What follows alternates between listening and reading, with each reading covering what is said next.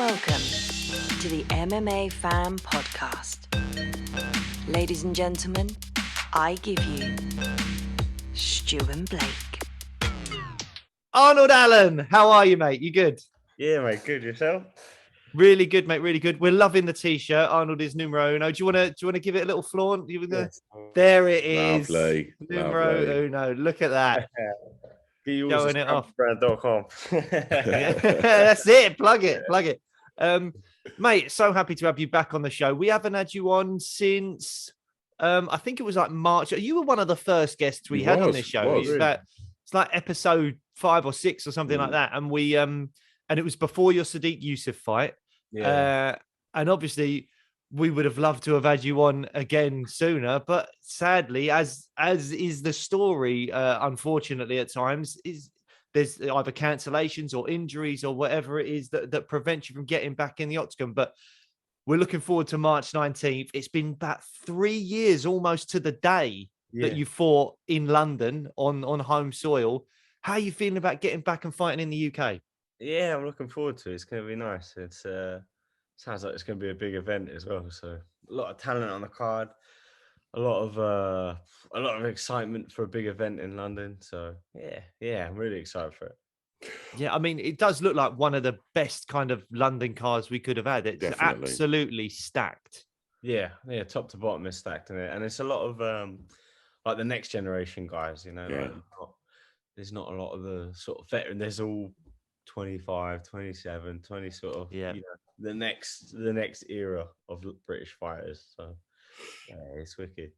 Arnold, when the London card got announced and the UFC, I don't know how this works. I presume the UFC get in touch with you and say, look, you know, we want you to fight on this card. When that happened, was it always going to be Dan Hooker? Was there anyone else in the mix before it? What was sort of thrown around? No, that was the only offer. They just said, it looks like this is going to be the fight. I'm like, all right, cool. Yeah, that's it. Yeah. Brilliant. Was there ever any talk of you main eventing the card? Because that's a massive fight. You and Dan is a really big fight. And when I first heard that was in the works, Aspinall, I think, was booked to fight Abdurakhimov. He wasn't fighting Volkov at this stage. And I was thinking, I think Arnold Allen, Dan Hooker, that's a main event fight. I'd love to see that 5 rounds. Was there talk of you main eventing? Yeah, there was a bit of and ahhing about it, about what was going to go on. They didn't sort of let us know initially because we just wanted to know, is it 3 rounds, 5 rounds, like what we're prepping for? But we're not sure. Then after a few weeks, obviously they got Aspinall confirmed, and then we knew what was going on. But yeah, there was a little bit of could have been, might have been sort of thing. Yeah. Was that disappointing to think that you could have headlined the card, or were you just happy to, because it's a big name, Dan Hooker, it's a big fight? Wow, not disappointing, but I mean, I think someone like Tom, he deserves everything. So for sure, it's cool. But no, just happy to be fighting again, to be honest. Yeah, absolutely. And I want to touch on training, because from what we're seeing, you seem to be in the UK. How comes you're not in Canada for this one, Arnold? Just things all sort of shut down there. It's a bit difficult training and whatnot, and I don't know if you've seen the news. It's been a bit wild in Canada. So yeah. But I'm still working closely with Faraz Sahabi. He's still going to be in my corner. I've been sending him all my training footage, and he's been watching all the tape and giving me advice, kind of like being back there. But no, it's been good. The camp's been good. And so, to touch on that, what you just said there about watching tape and that, when it comes to sort of fight plan, and how much involvement do you have in that? Is that something that you just leave to your coaches, and then they then go, right, this is the fight plan, you know? And in regards to watching tapes, do you sit in there with them and watch tapes, and do you pick out things and go, look, this is what I've just seen on that? Or is it something that is then just put together by your team and then presented to you? Yeah, obviously I have a plan myself. Like, there's things I pick up on initially, but I don't really watch much tape myself. I leave it to the coaches, and yeah, they've had way more experience with this sort of thing than me. And they watch the fights, and they tell me what to do, and I listen, and I'll perfect it in training. That's I'm not really interested in watching the same tape over and over and over. So yeah. And in terms of training in the UK, have you been at multiple different gyms? Have you been at one gym? How's it been in finding your the gyms and training partners and all that stuff in the UK? Yeah, so I've been training at BKK in Colchester. It's sort of the first sort of MMA gym I was at. And then I've also been training up at Renegade in Birmingham 3 times a week. So they got some really good sort of top level guys up there. Obviously, I've been making the training trip there for sparring, and yeah, I'm really enjoying it. It's a sort of good fit. Is that the Leon Edwards gym, Renegade? Yeah, that's the one. Have you had any interactions with Leon? Has you been sparring at all with Leon, or has he been kind of having downtime at the moment? Yeah, I've had a few rounds in with Leon, to be fair, and yeah, he's good. Yeah, no, well, that's the thing, is it's so lovely to hear about like British fighters from different gyms, but they can come together to try and help each other out to further that kind of the cause, as it were, for British MMA to finally get more champions, more higher ranked athletes. And I mean, I think Leon looks like he should be getting a title shot next. I think he's deserved that for a long time. But other than Leon, I think you're the highest ranked British fighter, as far as I'm aware, off the top of my head. I think that's right. Yeah.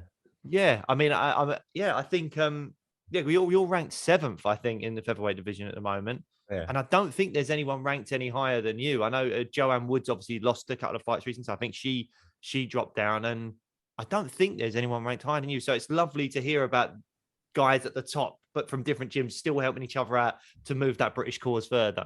Yeah, it's really good. They've got some great guys out there. I see you had Jay Herbert on here. I've been obviously training with Jay as well. So yeah, he's class. He's great. But they just got a room full of like top talent up there as well. So it's been really good. Well, I mean, just talk us through the sort of process of like walking through the door for the first time. I know when we first had you on, you know, you spoke about what it was like walking in, and all of a sudden it was like, right, Arnold, jump in with George, and that blew your mind, and rightly so, because it's GSP. But then to also walk into a gym and be surrounded by, you know, other like legit high ranked like prospects like Leon and such, like what's the kind of sort of protocol? Is it just like a couple of mates going to say hello and then like, right, should we jump in, or is there like what how does it work? Yeah, I don't know. I'm a bit, to be honest, I'm proper awkward as well. So my biggest issue is starting to talk to someone or like actually make a friend or something. I don't know, it's like that. But once the training is fine, but it's just like I just stand in the corner and put myself away until someone says hi. But yeah, it's they're all sort of hands on. Leon's been mega helpful. Jay's been great as well.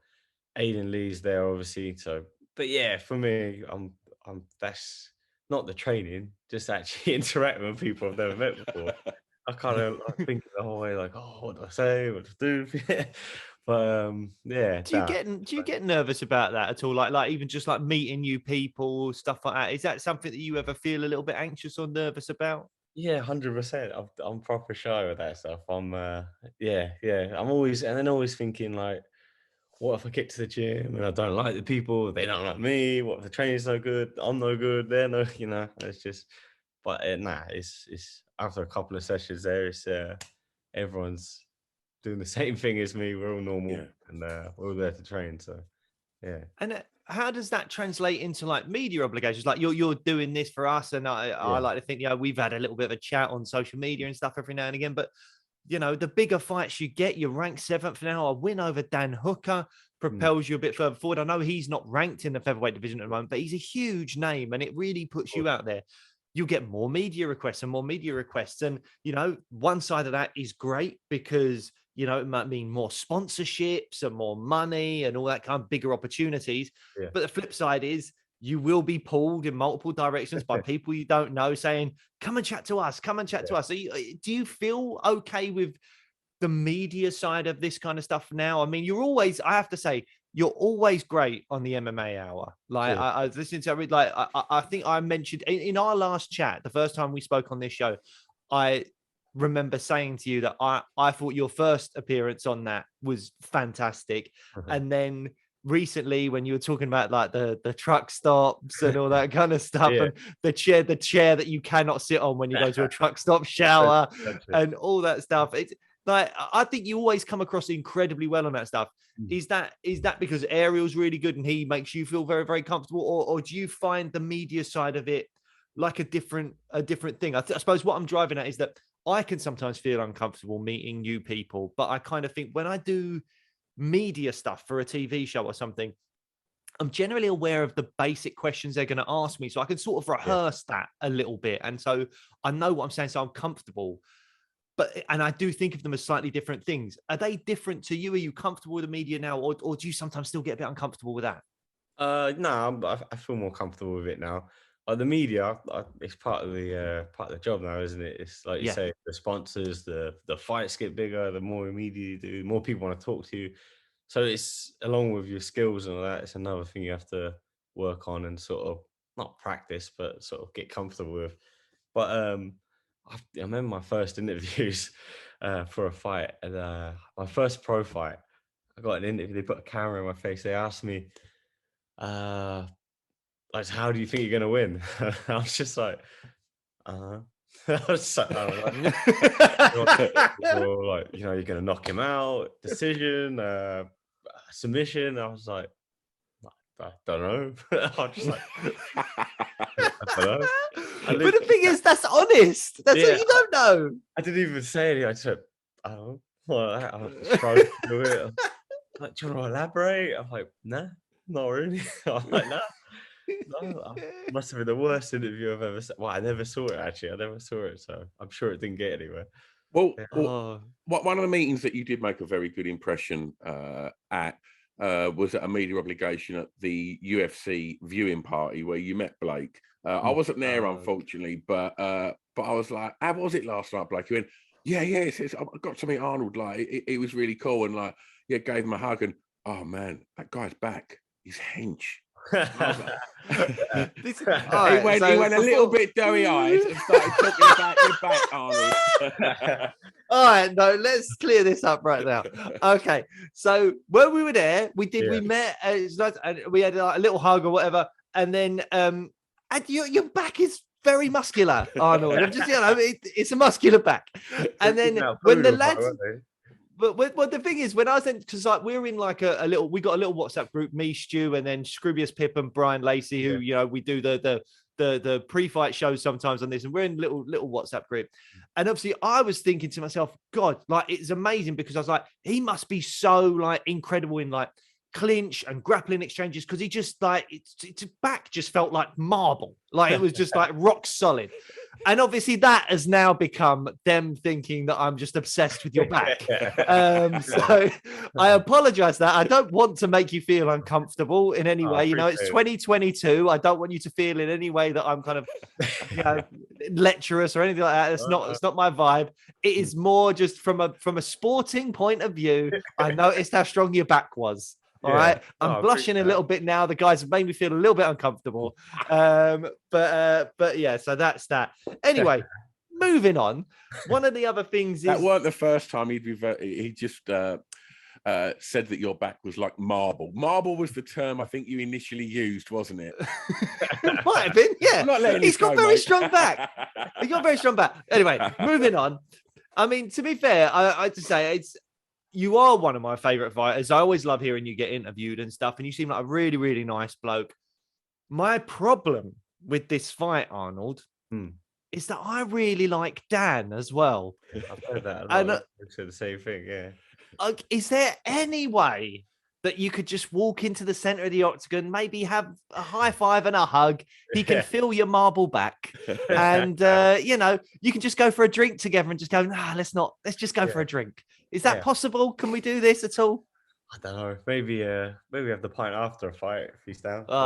Fair enough. No, it's true. I'm not. I mean, as a fight, I'm really looking forward to it. I think it's a cracking fight. It's a great opportunity for you against a big name. Yeah, he has got the opportunity of coming straight into the fight a top 10 guy in a new weight class. And it should be a phenomenal fight. I mean. Yeah. You look at a lot of Dan's fights as well against Paul Felder, Dustin Poirier, people like that he goes to war with people. Yeah, it should be a really cracking fight. But as I say, I think you're both top blokes and you're nice guys, and it's difficult. A lot of people Really? said the same thing. And actually, funny enough, my last fight with Sadiq, a lot of people said the same thing then. So maybe you also got a finger match with fan favorites or something. Yeah, but just nice guys as well. Yeah. Nice guys. Yeah. But do you think that, because I think this one of the things I expect you're going to be asked a lot in the lead up to this fight, if you haven't been already, is the narrative of Dan dropping down to featherweight and how he's going to deal with the weight cut and how you perceive he's going to deal with the weight cut and whether or not that makes a difference in terms of who he is as a fighter. I mean, we've seen it in terms of like durability of fighters. I think one of the greatest examples I feel like I've seen is actually in reverse, like when Costa fought Vittori and they ended up fighting at light heavyweight. Yeah. I was looking at that going, there's no way that fight would have gone the distance had it been at middleweight, because they were cracking each other. Yeah. And we all know the weight cut can drain you. Do you feel like how do you feel the weight cut can affect Dan? I know he's done it before, but there was a reason that he moved up. How do you feel he's going to deal with the weight cut? Yeah, I mean, some of his previous fights, he looked massive. He looked huge. So people were even considering him going up. But yeah, he knows his own body, and he's done a test, I think. So he feels good. He feels like he's going to do it, and I'm sure he's sort of going to give it his everything. This is like a resurgence in his career, I guess. So I'm sure he knows what he's doing, and he's not going to cock it up. So he's going to come in feeling good and healthy. So yeah, I'm confident he's confident in what he's doing. And do you have to in any way look at? I know you said you don't look at tapes much. Maybe your coaches do or whatever. But do you think Dan Hooker at 155 and Dan Hooker at 145 are slightly different fighters? Do you have to prepare differently for a guy that's at 10 pounds lighter? Yeah, 100%. You're a different fighter. You see it all the time with people changing weights. Like you compete different. You got a different energy system. You got a different frame. You got a different weight behind you. So yeah, you see people go up all the time. They look better. But usually people coming down, it's not as much the same thing. It's usually a bigger issue if someone's coming down a weight. But yeah, usually people going up, obviously it's a weight class issue. Like they're in the wrong weight class. But coming down like at a later point in their career, it usually tends to be because it's not going well.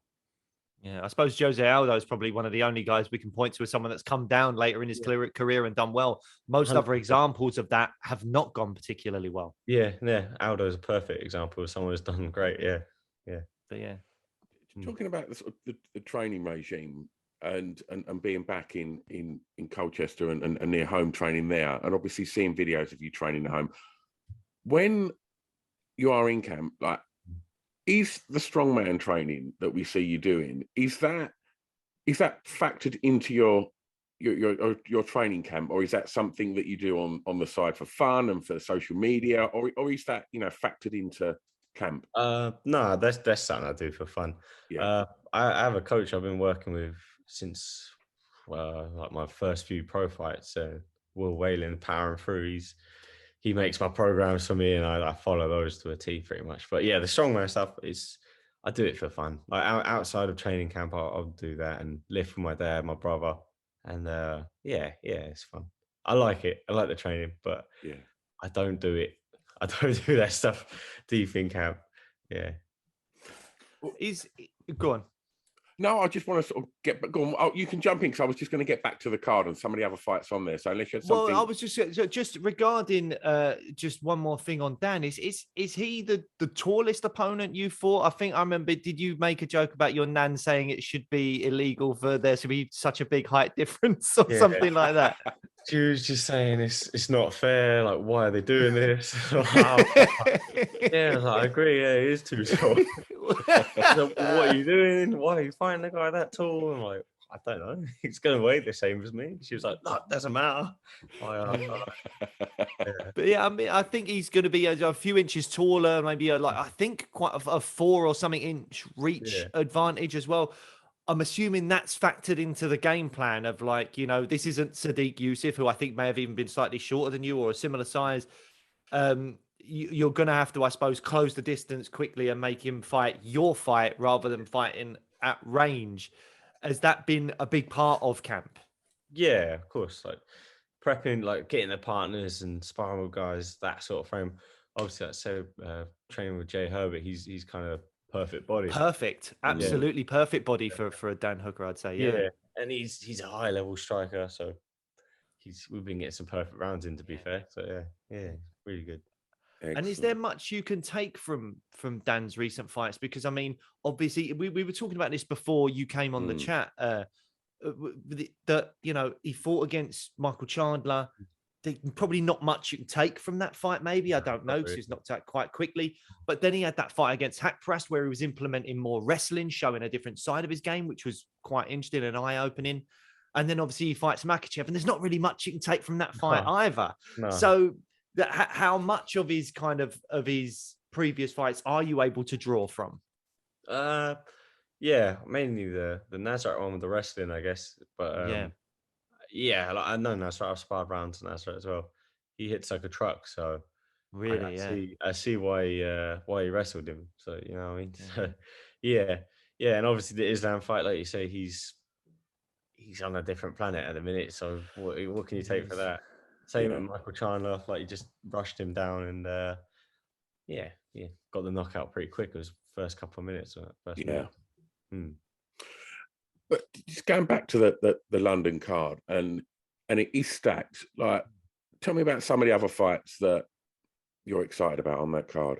Yeah, funny enough, it's the first time I fought on a card with Corey McKenna. So she's from Colchester, isn't she? Yeah, so she claims she's Welsh these days, but I don't know. She does, yeah. But yeah, I don't know. She's even got the Welsh flag going. She even says Welsh things, but yeah, with an American accent as well now. Now she's No, so with I've been training with Corey since we were kids, and we both sort of grew up at BKK, training each other in Colchester. So yeah, that would be a nice one. The first time fighting with Corey on the card. She's a absolute workhorse. Like, trains too hard, to be fair. Plus, you just hear people telling her to slow down and do a little bit less. So she's like, nah. But yeah, she's a machine. Well, she was saying because we interviewed Corey a little while ago, and she was saying that because she had that situation where she was getting headaches and stuff, and she was saying that she's, I think, maybe she's not, but she said to us she's learned that she does need to calm down a bit and stop overtraining. I hope that she has taken that advice. You don't think so? You think she's back on it? Yeah, I doubt it. I heard of her doing like fight week. She's doing like 3 sessions a day on the week of the fight, and everyone's like, what are you doing? Just relax. I'm just gonna go do a half marathon. It's like, no, you're not. Oh man. So have you found your popularity increasing a lot and followers coming to you because of the way you are on social media, particularly on Twitter and stuff, because the meal deal thing has just been going and going and going. And I think you've even had a chat where you were like, I hope Tesco's don't up the price of the meal deal. And then people are tagging you and stuff where Tesco's have upped the price of the meal deal. As if like, the other day. Yeah. Everyone was tagging me up. Well, I'm just going to be upset. I was like, well, I am upset, but Well, one of the other things that I just wanted to, we're aware that we've taken up some of your time, Arnold. So one of the other things that we wanted to ask was just to get your thoughts on the upcoming Zombie versus Volkanovski fight. Because you were calling for the Zombie fight at one point, weren't you? Yeah, there weren't actual talks of that fight, but I think it was looking like we were going to get that fight before he got the title fight. The only issue was he was actually injured. He was injured and sidelined, but a title shot soon heals things, doesn't it? But I think Volkanovski's going to win that pretty comfortably. I think if I was a betting man, I think he maybe even stops him. He's I think Volkanovski wins that pretty well. Yeah. Okay. Well, Arnold, but before we let you go, I mean, firstly, thanks so much for coming back on the show and everything. If I ask you how the fight's going to go with Dan, are you just going to say I don't know? Is that just shrug my shoulders? Say what the plan. I'm gonna go out there and put all my training into practice and put all the hard work and go out and get a win. That's the plan. Well, we're going to We're going to be there, mate. And we'll get you a drink afterwards, man. Celebrate with you. Yeah, sounds good. I'm looking forward to it. Lovely. Yeah, man. Really look forward to I want to seeing feel this you. back. I want to feel this back. I'm just tired. I have to start like doing some extra work at it. No, you don't need to do anything, mate. It's perfect as it is. Don't worry. Lovely. All the best, Arnold. Cheers, Good mate. luck at the fight, mate. Thank you, mate. Cheers, Thanks man. so much.